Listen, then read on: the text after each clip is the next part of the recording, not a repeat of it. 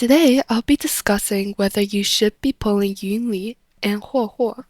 If you ran out of Jades during the hectic 2.3 patch, don't worry. Introducing Loot Bar, the best platform for recharging your Honkai Star Rail accounts.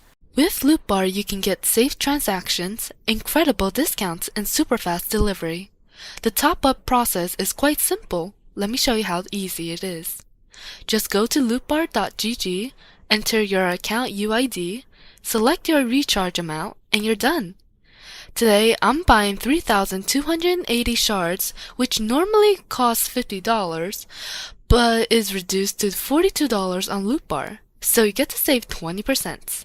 Now let's see if I received the shards. Look, I've received the shards in literally 10 seconds. This service is extremely fast and hassle-free.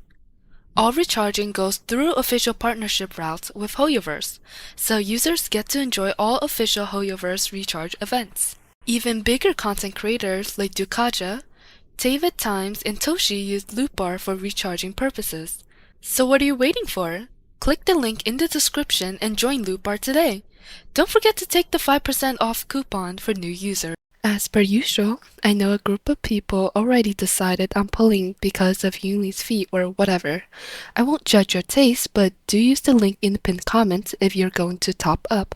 It helps me greatly. Anyways, let's get into the analysis. For MOC, she's quite decent, being able to do a 4-cost sustained 0 cycle on Argentine. This puts her in the same tier as Zinglio and Imbibitor Lune, below the apex characters like Zila and Acheron, but above mediocre characters like Firefly. For this MOC, she doesn't need her light cone due to most damage being AoE, but to 0 cycle in single target MOCs, you'll need her light cone, hence she's a very LC reliant character.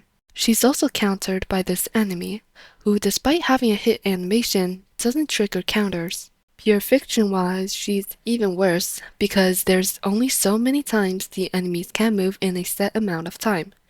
It is pretty much impossible for her to 0 cycle PF for that reason. For 40,000 points, she'll also struggle. You can most likely brute force her with some limited 5 stars, but at that point there's so many other options that are just straight up better, that it's no longer worth it to make her work in PF. Kinda like Imbibitor Lune in a sense. Despite being blast, they're not that good in PF compared to, let's say, Zila.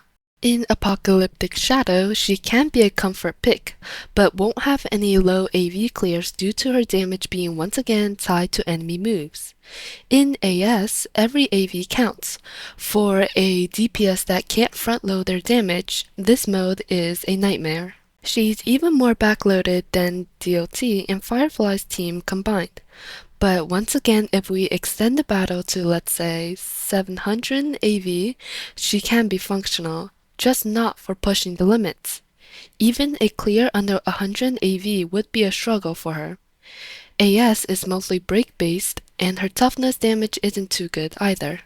All in all, it would seem that she's only really viable in MLC. She may be usable in the other two modes, but there's many better options.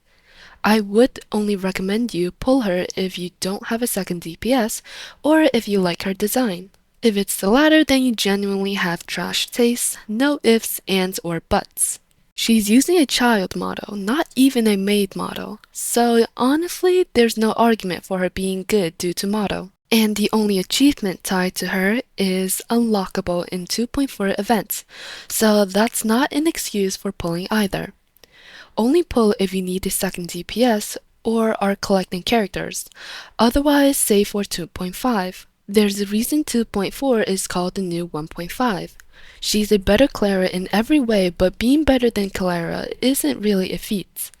If you found this insightful, remember to like and subscribe, and I'll see you in the next one. You won't get away!